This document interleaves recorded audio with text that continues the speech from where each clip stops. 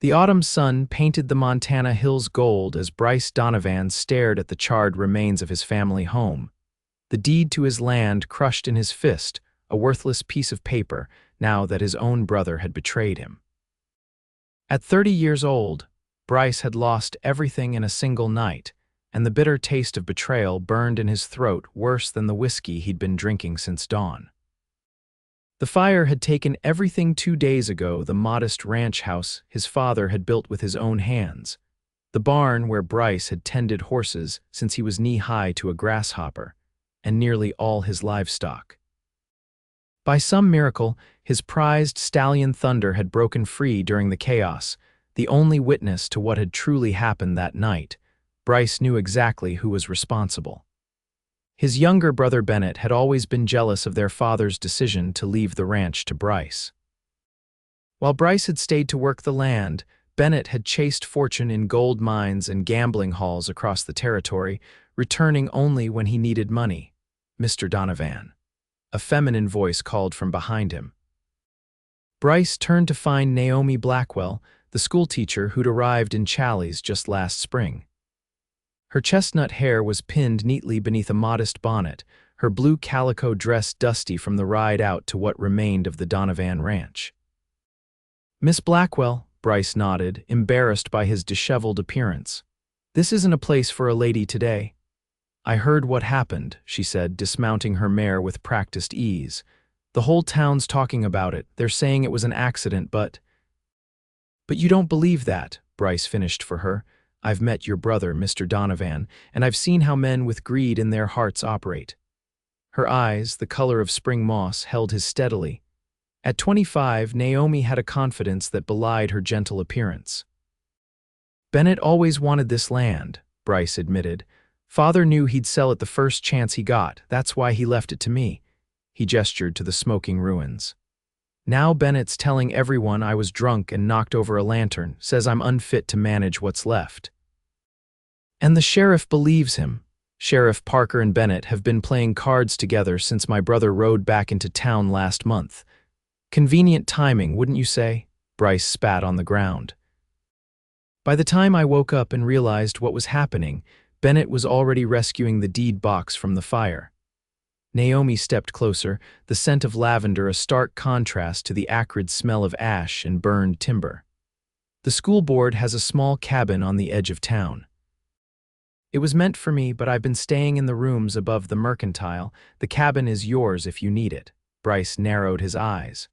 "Why would you help me, Miss Blackwell? We've barely exchanged more than pleasantries at church socials." A gentle smile touched her lips.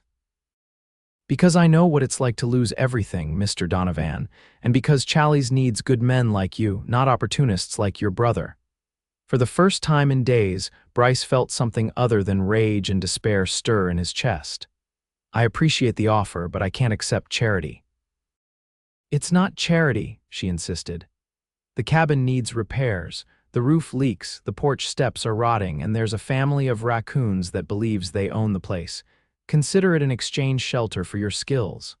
Despite himself, Bryce felt the corner of his mouth twitch upward. "You drive a hard bargain, Miss Blackwell, so I've been told." She remounted her horse with the same fluid grace.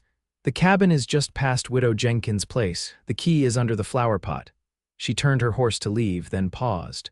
"And Mr. Donovan, whatever you're planning regarding your brother, don't do anything you'll regret." As he watched her ride away, Bryce felt the weight of the deed in his hand. His brother might have taken his land, but something told him Miss Blackwell had just offered him something that might prove far more valuable: a chance to start over. That evening, Bryce approached the small cabin at the edge of Challies. It was humble but sturdy, nestled beneath 2 large pine trees that would provide shade in the summer and shelter from winter winds. True to Naomi's word, the steps creaked dangerously beneath his weight, and the porch sagged in one corner. Inside, the cabin was clean but sparse. A stone fireplace dominated one wall, a small kitchen area occupied another, and a narrow bed was pushed against the far wall. The roof did indeed leak, as evidenced by the collection of pots and pans strategically placed to catch drips. Bryce dropped his saddlebags on the floor and set about making a fire. As the flames caught and spread warmth throughout the single room, he contemplated his next move. Bennett had not only taken his land but had tarnished his reputation in town. Several longtime friends had averted their eyes when he'd ridden through Challies earlier that day. A soft scratching at the door interrupted his brooding. When he opened it, he found Thunder, his black stallion, standing proudly in the moonlight. The horse had followed him all the way from the ranch. "At least you're still loyal," Bryce murmured, running a hand along the horse's strong neck. "He's not the only one," came Naomi's voice from the darkness. She emerged from the shadows carrying a basket. "I thought you might need some provisions." Surprise registered on Bryce's face. "Miss Blackwell, it's not proper for you to be visiting a bachelor's home after dark. Propriety seems a small concern when compared to starvation, Mr. Donovan." She handed him the basket, which contained bread, cheese, salted meat, and a small jar of preserves. "Besides, my reputation is already somewhat unconventional. A woman teaching school without a husband is scandalous enough in some circles." "Thank you," he said, genuinely moved by her kindness. "Would you like to come in for coffee? I was just about to make some." Hesitation crossed her face before she nodded. "Just for a moment." Inside, Naomi took in the cabin with a critical eye while Bryce prepared coffee on the small stove. "The school board hasn't maintained this place well," she observed. "It's better than sleeping under the stars," Bryce replied. "I've already made a mental list of repairs." "The town council meets tomorrow," Naomi said, accepting the cup he offered. "Your brother will be there. He's been talking about selling your family's land to the railroad interests." Bryce's knuckles whitened around his cup. "The land isn't his to sell." "I know that, but he has the deed and a story about saving it from the fire you supposedly started." She met his gaze directly. "You need allies, Mr. Donovan. I've never been good at making friends," he admitted. "That was always Bennett's talent, charming people, making them believe whatever he wanted." "Then perhaps it's time to learn," she suggested. "Come to the school tomorrow. My students are putting on a small harvest festival. The parents will be there, including several council members." "And why would that help me?" Naomi's eyes sparkled with determination. "Because seeing you interacting positively with the children will remind people of who you really are. You need to be seen as part of this community, not as the bitter man drinking alone on the edge of town." Bryce wanted to argue but found her logic sound. "You seem to have thought this through, Miss Blackwell." "I've faced my share of adversities, Mr. Donovan. I've learned that strategy often succeeds where direct confrontation fails." As she prepared to leave, Bryce found himself curious about this woman who had so unexpectedly become his champion. "Why did you really come to Challies, Miss Blackwell? A woman with your education could have found position in a larger town." A shadow passed over her face. "Perhaps another time, Mr. Donovan. For now, let's focus on reclaiming what's rightfully yours." She paused at the door. "And please call me Naomi." "Then I'm Bryce," he replied, feeling the first genuine smile in days touch his lips. "Good night, Bryce," she said softly before disappearing into the night. After she left, Bryce sat by the fire, turning over her words in his mind. For the first time since the fire, he felt a spark of hope. His brother might have taken his land, but perhaps with Naomi Blackwell's help, he could find justice and something more that he hadn't realized he was missing. The following day, Bryce arrived at the schoolhouse, having taken extra care with his appearance. He'd shaved his 3-day stubble, polished his worn boots, and donned his cleanest shirt. The small schoolyard was decorated with autumn leaves and harvested corn stalks, and children scampered about in excited anticipation of the festival. Naomi spotted him immediately, her face lighting up as she excused herself from a conversation with parents to greet him. "You came," she said, sounding pleased but not surprised. "I said I would," Bryce replied, suddenly awkward among the festive atmosphere. It had been years since he'd attended a social gathering, preferring the solitude of his ranch to town events. "Come meet some people," she encouraged, taking his arm and guiding him through the crowd. Throughout the afternoon, Naomi skillfully introduced Bryce to key townsfolk. subtly reminding them of his contributions to Challies over the years. The winter he'd helped clear snow from the pass so supplies could get through. The spring he'd rescued the Miller children when they'd gotten lost in the woods. The times he'd quietly paid for medicine for families who couldn't afford it. By the time the children began their harvest pageant, Bryce noticed several council members nodding respectfully in his direction. Even Sheriff Parker seemed uncomfortable when their eyes met across the schoolyard.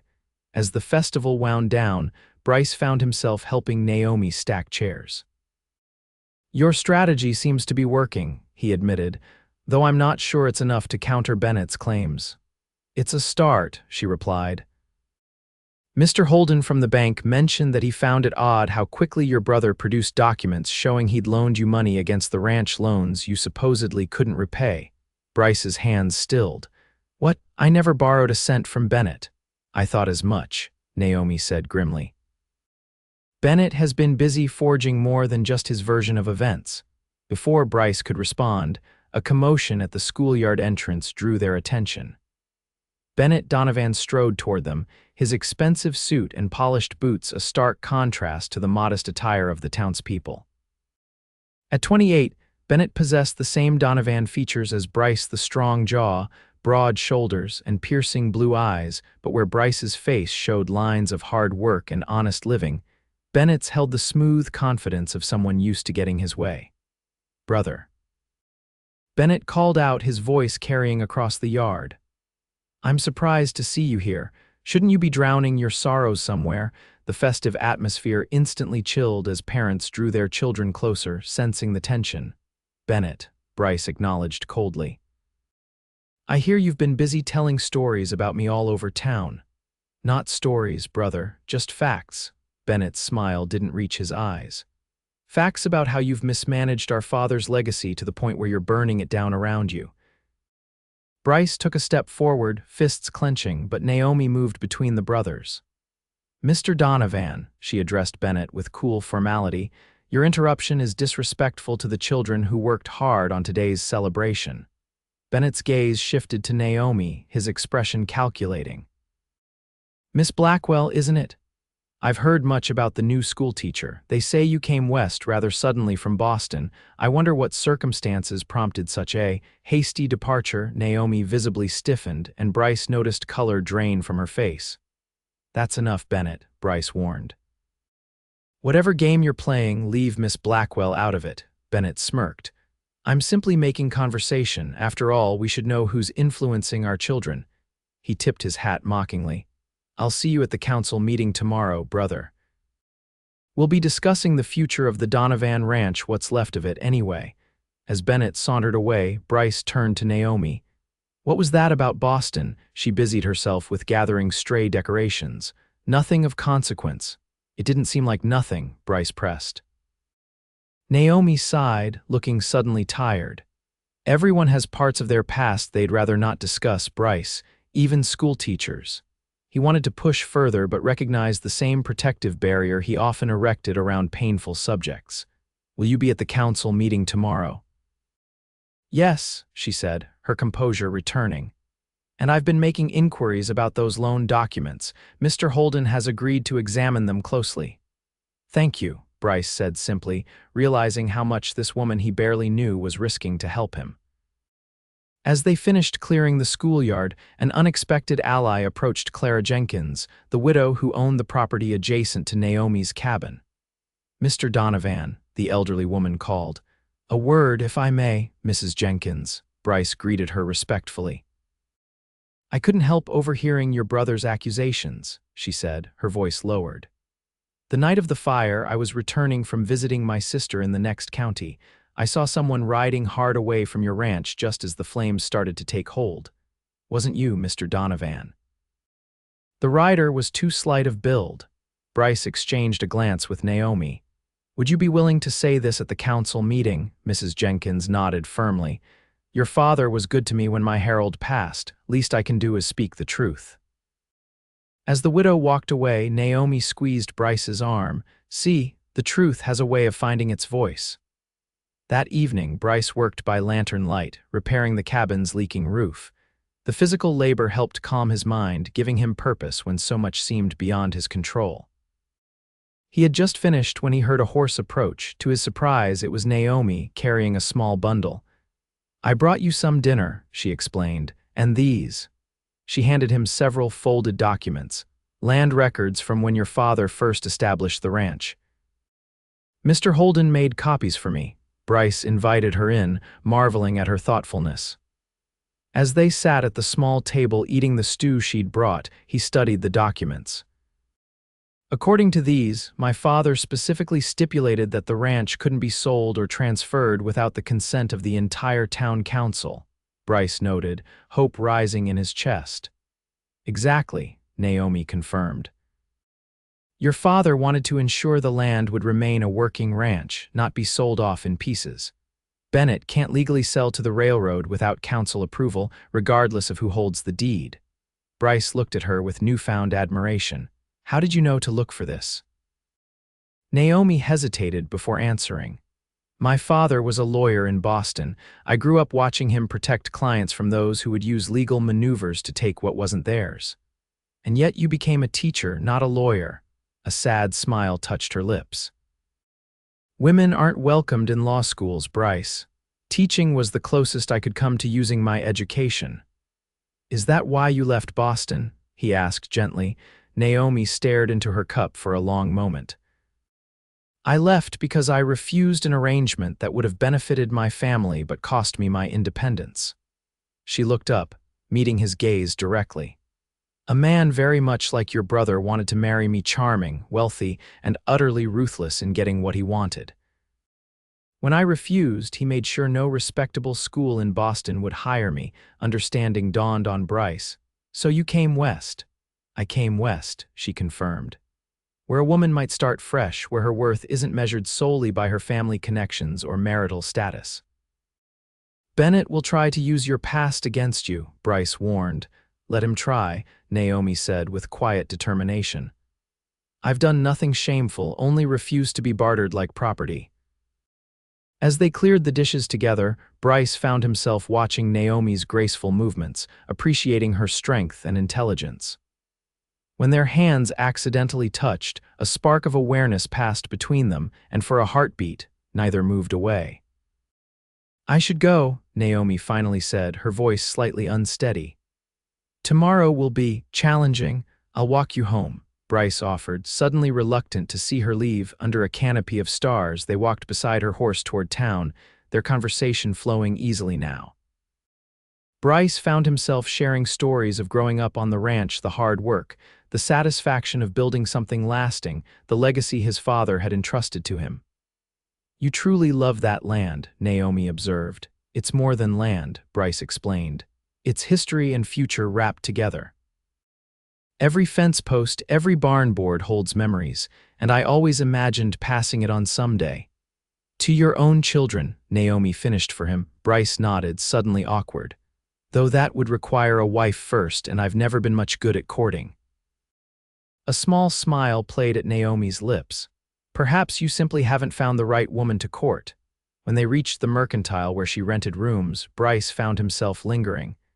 "Thank you, Naomi, not just for the documents and the strategy, but for believing in me when most didn't."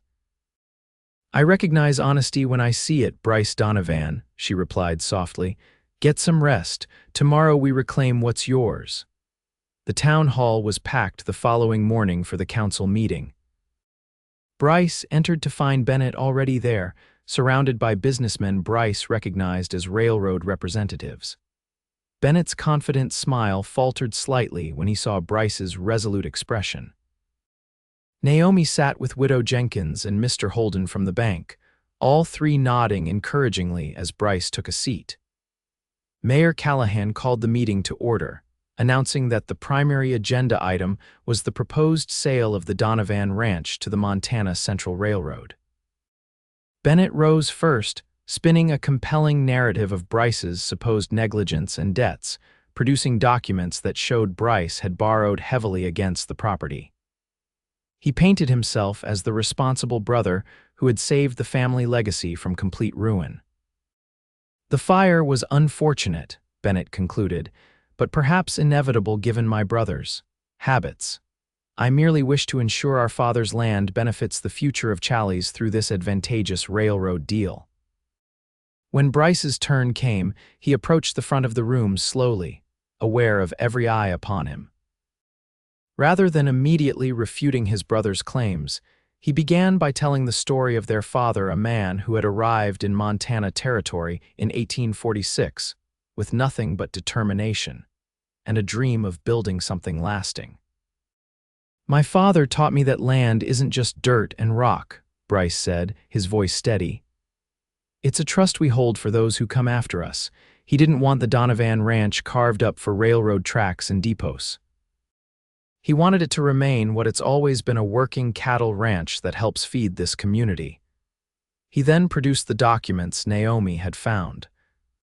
"According to my father's original land agreement, the ranch cannot be sold or significantly altered without approval from the full town council, a provision specifically designed to prevent exactly what my brother is attempting today." Murmurs rippled through the crowd as Mayor Callahan examined the papers. "As for the loan documents," Bryce continued, "I invite Mr. Holden to share his professional opinion about their authenticity." The banker stood, adjusting his spectacles. "Having examined these documents closely, I must report that the signatures purporting to be Bryce Donovan's do not match his known handwriting from our bank records. Furthermore, the paper itself appears newer than the dates indicated." Bennett jumped to his feet. "This is absurd. My brother is simply trying to avoid responsibility for his failures." "I have something to add," Widow Jenkins announced, rising shakily to her feet. She recounted what she had witnessed the night of the fire, describing a rider who matched Bennett's build fleeing the scene just as the flames began to spread. Sheriff Parker, looking increasingly uncomfortable, finally spoke up. "There's something else the council should know. When I investigated the fire, I found evidence that it started in 3 separate locations simultaneously. That's not consistent with an accidental fire caused by a knocked-over lantern." Bennett's face darkened with rage. "You can't believe these fabrications. My brother has obviously orchestrated this to salvage his pride."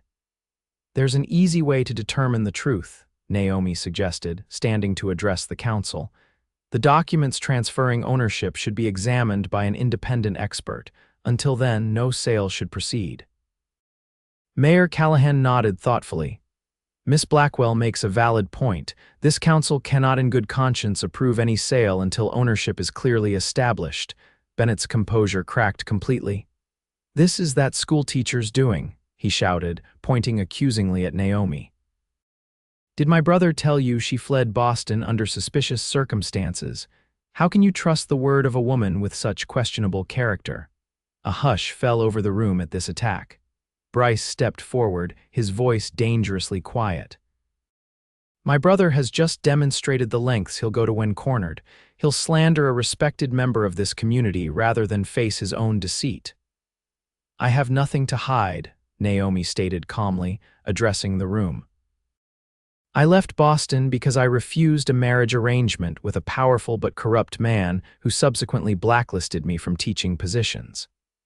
I came west seeking honest work and the freedom to live by my own principles, values I believe most of you understand and share."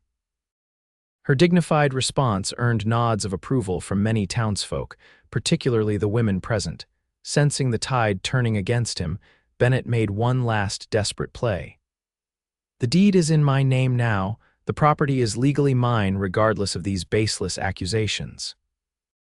"Actually," Mr. Holden interjected, "if the deed transfer was accomplished through fraudulent means such as forged loan documents and arson, then it holds no legal weight."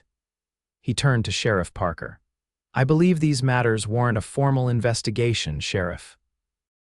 By the meeting's end, the council had unanimously rejected the railroad sale and instructed Sheriff Parker to open an investigation into both the fire and the questionable documents. Bennett stormed out, the railroad representatives following with disappointed expressions. As the townspeople dispersed, many stopped to shake Bryce's hand or offer words of support. Naomi waited until the crowd thinned before approaching him. We didn't fully win today, she cautioned. The investigation could take time and Bennett won't give up easily. But we've stopped him for now, Bryce replied, and the truth is starting to emerge. That's enough for today. They walked together toward the mercantile, both aware of a shift in their relationship. What had begun as an alliance of convenience was evolving into something deeper, something neither had anticipated. Would you join me for dinner tomorrow? Bryce asked suddenly, not to discuss strategy or documents, just dinner. A blush rose in Naomi's cheeks. I'd like that very much. The next evening, Bryce arrived at Naomi's rooms above the mercantile with wildflowers he'd gathered from the hills. She greeted him wearing a simple but elegant blue dress he hadn't seen before, her chestnut hair arranged in soft curls around her face. You look beautiful, he said, the words escaping before he could consider them. Thank you, she replied, accepting the flowers with genuine pleasure. I hope you don't mind dining in. I've prepared a meal here. Her rented rooms were modest but transformed by her touch. Books lined the small shelves, a colorful quilt brightened the bed, and dried flowers hung from the ceiling beams. The small table was set with care, a candle providing warm light. Over a simple but delicious meal of rabbit stew and fresh bread, they spoke not of land disputes or legal strategies but of themselves, childhood memories, favorite books, hopes for the future. Bryce found himself laughing more than he had in years, captivated by Naomi's wit and perspective on life.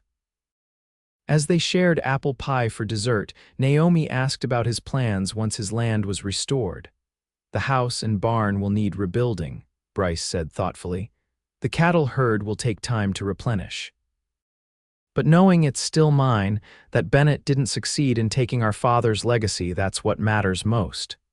You speak of legacy often, Naomi observed. Is that why it hurt so deeply when Bennett betrayed you?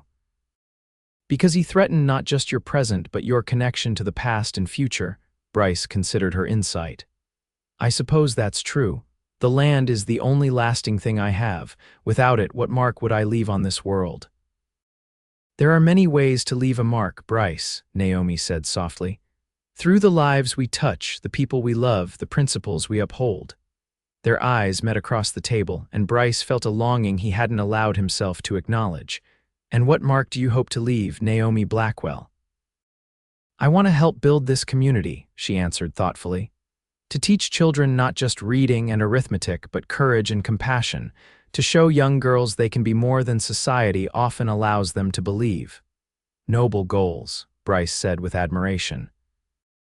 And ones that require staying in Charlie's long term. Yes, she confirmed, holding his gaze. I've found reasons to put down roots here.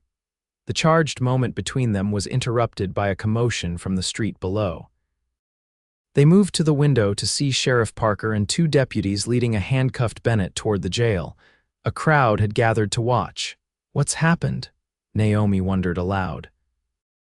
They hurried downstairs and onto the boardwalk, where Mr. Holden was explaining to the gathered townsfolk that Bennett had been caught trying to burn down the bank to destroy records that would prove his forgeries. The fool actually tried to threaten me into giving him the original loan ledgers, the banker exclaimed. When I refused, he returned after dark with a can of kerosene. Sheriff Parker approached Bryce. Your brother confessed to setting the ranch fire too, once we caught him red-handed at the bank. Said he figured if he couldn't have the land, he'd make sure you wouldn't either. Then he planned to collect the insurance money and head to California. Relief and sadness washed over Bryce simultaneously. While he was grateful the truth had emerged, there was no satisfaction in seeing his own brother led away in chains. Naomi seemed to sense his conflicted emotions and placed her hand gently on his arm. I'm sorry it ended this way, Bryce. So am I, he said quietly, but at least now I can begin rebuilding. The following weeks brought dramatic changes. The town council officially restored the Donovan ranch to Bryce's ownership. Bennett was sentenced to 5 years in the territorial prison. And most significantly, Bryce and Naomi's relationship deepened as they spent every available moment together. With the help of townsfolk who now recognized Bennett's manipulations, Bryce began rebuilding his home and barn. Naomi often joined him after school hours, bringing food and sometimes her students, who turned the reconstruction into learning opportunities about mathematics, architecture, and community cooperation. One evening in late November, as the first snow dusted the Montana hills, Bryce and Naomi sat on the newly built porch of his ranch house. Though the structure wasn't complete, the main living area and one bedroom were finished enough to make it habitable. "It's coming along well," Naomi observed, surveying the progress. "By spring, it will be better than before." "It already is better," Bryce said, his eyes on her rather than the house. "Because now, when I look at it, I see more than just my father's legacy. I see a future I never dared imagine for myself." Naomi turned to him, her expression softening. "What kind of future do you see, Bryce Donovan?" He took her hand, his heart pounding. "One where this house becomes a home. One where the legacy isn't just about land, but about family, a family we might build together." "Are you asking what I think you're asking?" Naomi's voice held a mixture of hope and caution. "I know it hasn't been long," Bryce admitted, "and I'm still rebuilding everything. I don't have much to offer except this unfinished house and land that's barely productive yet. But I love you, Naomi. When I lost everything, you gave me something I didn't even know I was missing, not just help or strategy, but purpose beyond the land. You helped me see that a legacy isn't just something we inherit, it's something we create together." Tears shimmered in Naomi's eyes as she squeezed his hand. "When I came west, I was running from a life others had planned for me. I never expected to find someone who would value my mind as much as my heart, who would see me as a partner rather than a possession." "Is that a yes?" Bryce asked hopefully. "It's a yes," she confirmed, her smile radiant in the fading light. "Yes, I'll marry you, Bryce Donovan." Their kiss was gentle at first, then deepened with the promise of all that lay ahead, not just a marriage, but a true partnership built on mutual respect and shared vision. The wedding took place on Christmas Day in the Challies Church, decorated with pine boughs and red berries. The entire town turned out, the past conflicts forgotten as they celebrated the union of two people who had come to represent the best of their community: resilience, integrity, and hope for the future. As they exchanged vows, Naomi wore a simple white dress with a lace collar that had belonged to her mother, while Bryce stood tall in a new suit purchased for the occasion. Widow Jenkins dabbed at her eyes from the front pew, while Mr. Holden beamed proudly, having given the bride away in the absence of her family from back east. "I take you, Naomi, not just as my wife, but as my partner in all things," Bryce vowed, his voice steady and sure. "What we build together, our home, our future, our legacy, will be stronger and richer than anything I could create alone." Naomi's answering vows were equally heartfelt. "I take you, Bryce, as my husband and companion through all that lies ahead. The journey that brought me west led me to you, and I know now it was the path I was always meant to follow." The new year of 1875 dawned with Bryce and Naomi settled into their partially finished home, working side by side to complete the interior as winter storms raged outside. In the evenings, they planned for spring planting and cattle acquisitions, Naomi's practical mind complementing Bryce's ranching experience. "I've been thinking," Naomi said one night as they sat before the fire, her head resting against his shoulder. "The western addition we've planned could include a small classroom." Bryce looked at her questioningly. "For children from outlying homesteads who can't make it to town regularly," she explained. "I could teach here several days a week, and eventually—" Her hand drifted to her stomach in a gesture that made Bryce's heart skip. "Eventually for our own children?" he asked, his voice thick with emotion. She nodded, her eyes shining with dreams of their future. "A place where learning and ranching exist together. Where our children will know both books and the land." Bryce pulled her closer, overwhelmed by how completely his life had transformed. "When Bennett burned my house and stole my land, I thought I'd lost everything worth having," he murmured against her hair. "I never imagined that loss would lead me to something far more precious. Sometimes we must lose what we think defines us to discover what truly matters," Naomi replied wisely. "Spring arrived with new beginnings. The ranch house stood complete, more spacious and solid than its predecessor. Cattle grazed on the green hills, the herd small but growing. And most significantly, Naomi's suspicions were confirmed their first child would arrive by Christmas. The news of their expected child spread quickly through Challies, bringing a stream of well wishes and hand-me-down baby items from townspeople who had come to cherish the couple. Even Sheriff Parker, still somewhat ashamed of his initial acceptance of Bennett's lies, contributed a handcrafted wooden cradle. As Naomi's belly grew round with their child, she continued teaching at the schoolhouse in town, though she had begun training an assistant to take over some of her duties. On weekends, she and Bryce worked together on the classroom addition to their home, which would serve both community children and their own growing family. One warm evening in late summer, as they sat on their porch watching the sunset paint the hills gold, a rider approached a prison official from Helena with a letter from Bennett. Bryce accepted the envelope with trepidation, unsure whether he wanted to hear from the brother who had betrayed him so thoroughly. After the messenger departed, he stared at the sealed letter for long minutes. "You don't have to read it," Naomi said gently, her hand on his arm. "I think I do," Bryce replied. He broke the seal and unfolded the single page. Bennett's letter was brief but profound, an acknowledgement of his wrongdoing, an expression of genuine remorse, and a request not for forgiveness but for understanding. He wrote of the jealousy that had consumed him since childhood, always feeling he stood in his older brother's shadow.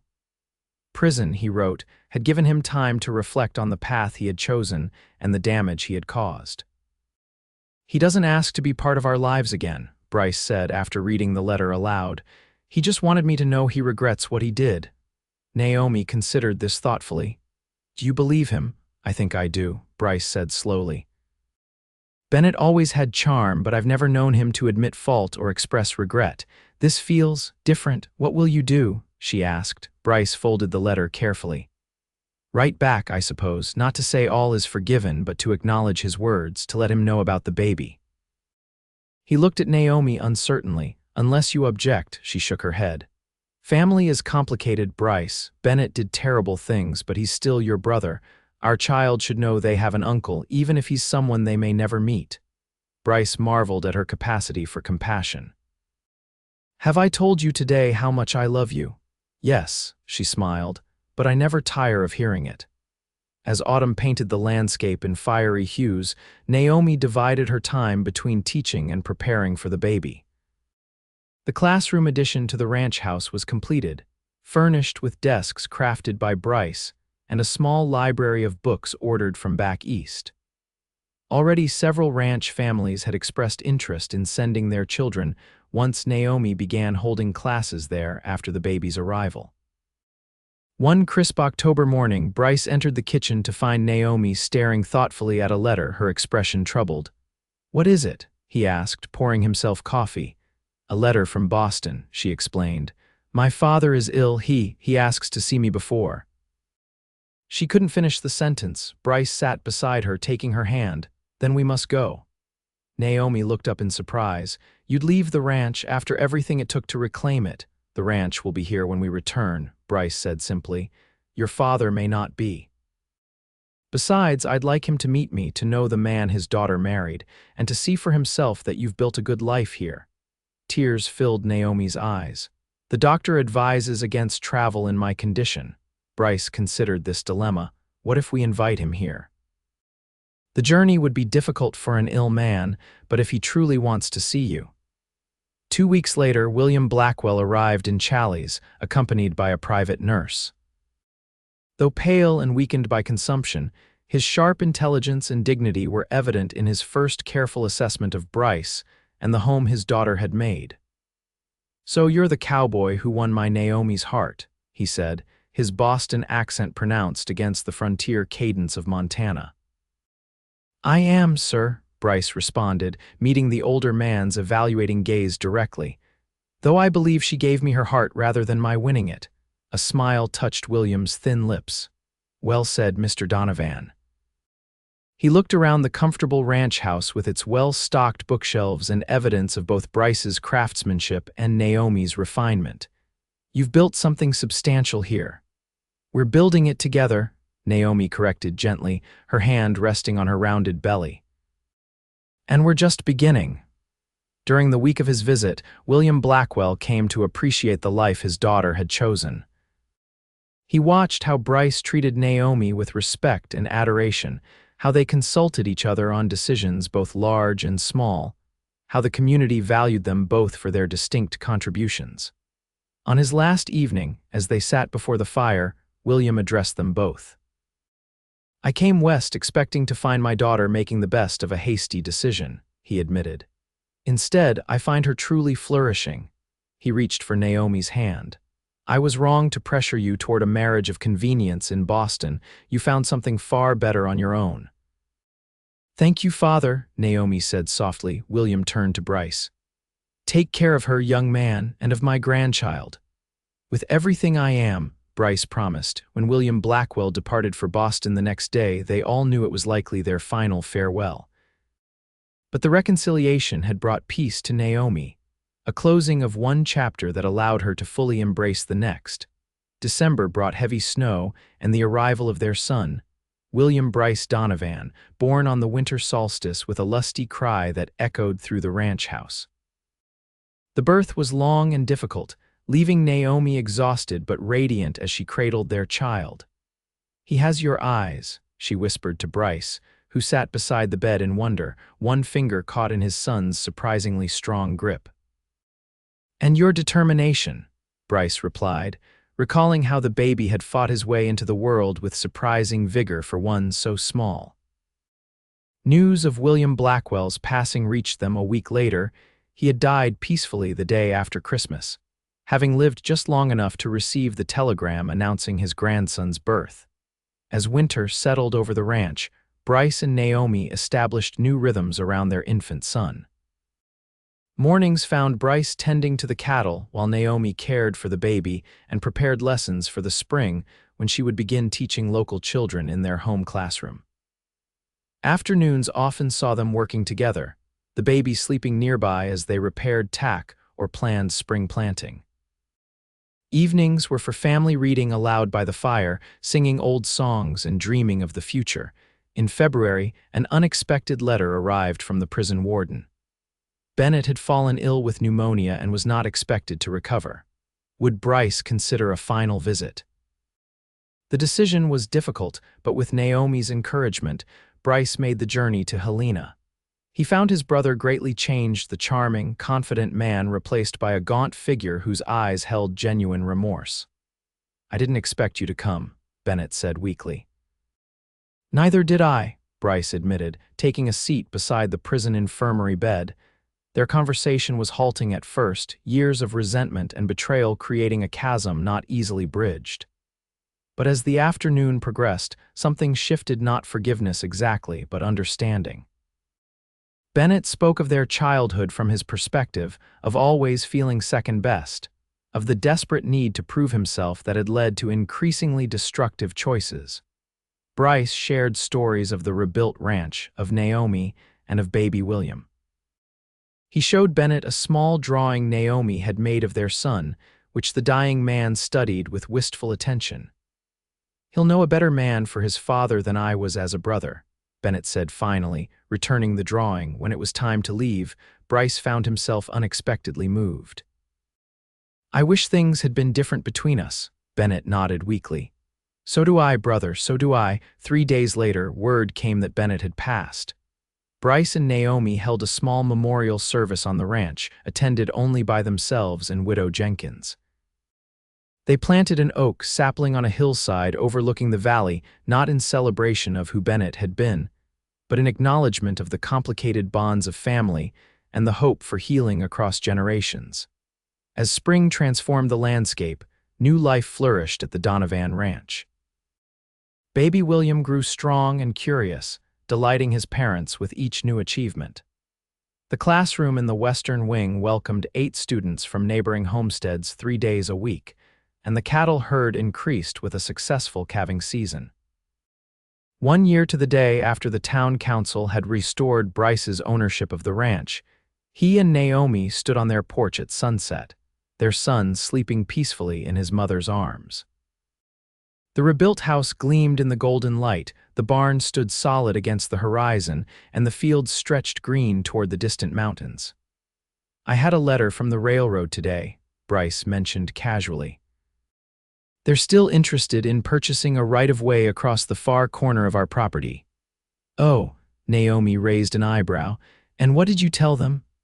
"I told them we'd consider it for a fair price and with conditions that protect the watershed and provide proper crossings for the cattle." He smiled at her surprised expression. "You've taught me that holding too tightly to the past can blind us to opportunities for the future. A railroad connection would make it easier to get our cattle to market and bring supplies to the ranch." Naomi studied him thoughtfully. "You're not the same man who was so desperate to reclaim this land exactly as it was." "No, I'm not," he agreed. "That man couldn't see beyond what he'd lost. I now understand that the true value of this land isn't in preserving it unchanged, but in using it wisely to build something lasting for those who come after us." He took his son from Naomi's arms, lifting the baby to see the vast landscape that would someday be his inheritance. "This land is still our legacy, but it's not the only one we'll leave him. We'll also give him the understanding that home isn't just a place, it's the people who share your journey."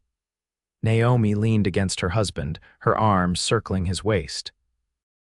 "When your brother took your land, I thought I was just offering you shelter," she reflected. "I never imagined we were beginning a story that would change both our lives." "The best stories are the ones we couldn't have planned," Bryce replied, pressing a kiss to her temple. "And ours is just beginning." As twilight deepened into night, the little family remained on the porch, watching as stars appeared one by one above the Montana hills. The ranch house glowed with lamplight behind them, a beacon of the home they had built together, not just walls and roof, but a haven of love, respect, and shared purpose. In the years that followed, the Donovan Ranch flourished under their combined stewardship. Naomi's classroom expanded to accommodate more children, becoming known throughout the territory for its progressive approach to education. Bryce's cattle operation grew steadily, his innovative breeding and grazing practices attracting attention from ranchers across Montana. William was joined by a sister, Elizabeth, 2 years later, and eventually by another brother, James. The Donovan children grew up with the unique advantages of their parents' complementary strengths, their mother's intellectual rigor, and their father's practical wisdom, both underpinned by a deep love for the land and respect for knowledge. The railroad did eventually cross the corner of their property, bringing easier access to markets and ideas from the changing world beyond Challies. But the heart of the ranch remained true to the vision Bryce and Naomi had shaped together, a working cattle operation that respected the land's natural rhythms while embracing thoughtful innovation. As their hair grayed and their children grew tall, Bryce and Naomi often reflected on the strange twist of fate that had brought them together, how the loss of everything Bryce valued had opened the way to gaining something far more precious. Bennett's betrayal, painful as it had been, had set in motion the events that led Bryce to recognize the true meaning of legacy and home.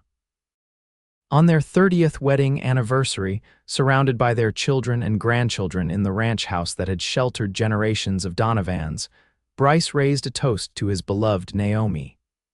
"To the schoolteacher who gave shelter to a broken cowboy," he said, his voice thick with emotion. "You offered me a cabin when I had nowhere to go, but what you truly gave me was beyond measure a partner to share my days, wisdom to guide my choices, and love to heal my heart. When I lost my land, I thought I'd lost everything. I never dreamed I was about to gain the world."